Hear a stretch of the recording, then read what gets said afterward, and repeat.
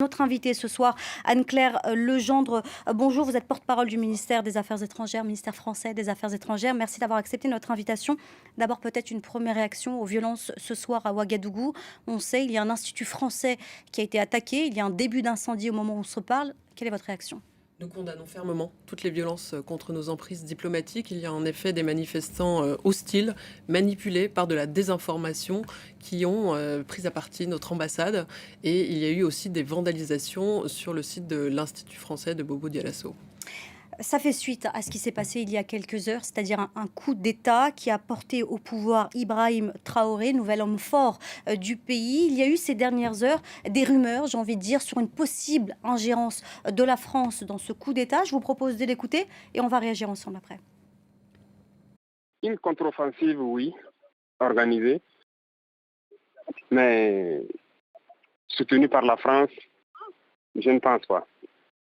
Vous savez, il y a une base qu'on appelle Kamouensé, où il y a une base française. Donc, la base française est installée à Kamouensé. Il y a aussi une autre base à côté, des éléments formés aussi par les Français. Donc, lorsqu'on exfiltre quelqu'un vers cette base, on dit la base militaire française de Kamouensé. La France ne peut pas s'ingérer dans nos affaires. C'est une affaire interne et je sais que la France ne peut pas s'ingérer directement dans nos affaires. Et ce que nous pouvons aussi dire, c'est que la France n'a aucun intérêt à soutenir un individu qui veut aujourd'hui un affrontement, qui veut donc mettre une minorité face à des difficultés. Donc c'est de ça qu'il s'agit en fait.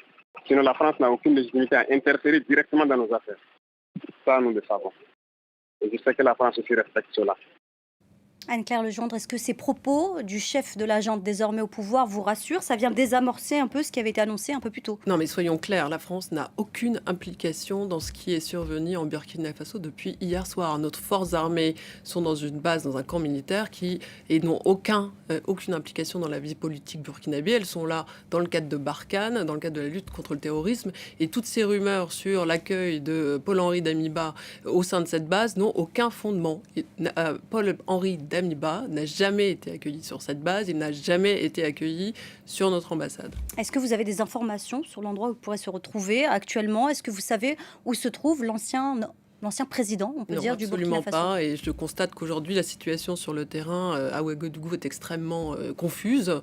Il y a eu des déclarations diverses de différents acteurs. Ce qui importe aujourd'hui, c'est du calme, pas de violence contre notre ambassade. Nous condamnons extrêmement fermement ces violences, mais aussi de soutenir la CEDEAO. Vous savez que la CEDEAO s'est exprimée dès hier soir, mais aussi l'Union africaine. Elle a condamné ce coup d'État. Condamné ce coup d'État, mais aussi pour appeler un retour à un accord qui avait été mis en place par la CEDEAO et soutenu par toute la communauté internationale pour un retour à l'ordre constitutionnel. Alors, on l'a dit un peu plus tôt, l'Institut français a été attaqué, il y a un début d'incendie, il y a tout de même une communauté française qui vit au Burkina Faso. France 24 est une chaîne très suivie en Afrique. Est-ce que vous avez un message à leur faire passer ce soir? Absolument. Donc, nos Français au Burkina Faso sont évidemment suivis au plus près par notre ambassade et par le centre de crise ici à Paris. Il y a eu des consignes déjà qui leur ont été adressées dès hier soir de maintenir la plus grande vigilance face à la situation sur le terrain. Plus grande vigilance, restez chez vous, et nous sommes en contact étroitement avec eux par le biais de notre ambassade qui a ouvert une cellule de crise ainsi que le centre de crise à Paris. Alors, vous l'avez dit un peu plus tôt, plusieurs acteurs de ce putsch ont pris la parole ces dernières heures depuis Ouagadougou, la capitale. Lorsque nous avons eu tout à l'heure au téléphone le chef de cette junte au pouvoir, nous l'avons fait réagir sur un propos. Ils ont dit qu'ils étaient prêts à avoir de nouveaux partenaires pour l'avenir. Je vous propose d'écouter sa réponse lorsqu'on lui pose une question sur un possible partenariat avec la Russie et éventuellement avec le groupe militaire Wagner. J'ai l'impression que le communiqué vous fait beaucoup de peine. Non, ne vous inquiétez pas. Les Français ont longtemps été nos partenaires. Si on a d'autres partenaires aujourd'hui qui peuvent nous soutenir, ne voyez pas forcément la Russie, il y a d'autres puissances. Les Américains sont nos partenaires actuellement.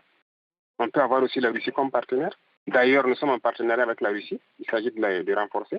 Donc, on peut avoir plusieurs partenaires avec toutes les puissances qui veulent bien nous aider dans cette lutte, dans ce combat. Donc, il ne s'agit pas donc de la France ou d'un problème de Russie ou de Wagner. Anne-Claire Legendre, vous êtes porte-parole du ministère français des Affaires étrangères. On le sait, la difficulté qu'il y a eu avec d'autres pays africains concernant cette proximité avec la Russie ou avec Wagner. On pense forcément au Mali. Quelle est votre réaction lorsque vous entendez M. Traoré? Je ne vais pas commenter des propos tant que la situation sur le terrain n'a pas été clarifiée. Je crois qu'aujourd'hui, ce que nous pouvons dire, c'est soutenir les efforts de la CEDEAO, soutenir les efforts d'un dialogue de la part des partenaires régionaux du Burkina pour essayer de sortir de cette crise. Est-ce que ça vous inquiète tout de même d'entendre ça ce soir? Je crois que nous sommes exprimés extrêmement clairement sur Wagner, sur la Russie. Le président de la République a parlé d'une guerre hybride qui a été menée par la Russie sur le terrain africain. On a pu malheureusement voir les résultats au Mali, en Centrafrique et dans d'autres États. Nous espérons que ce ne sera pas le cas au Burkina Faso.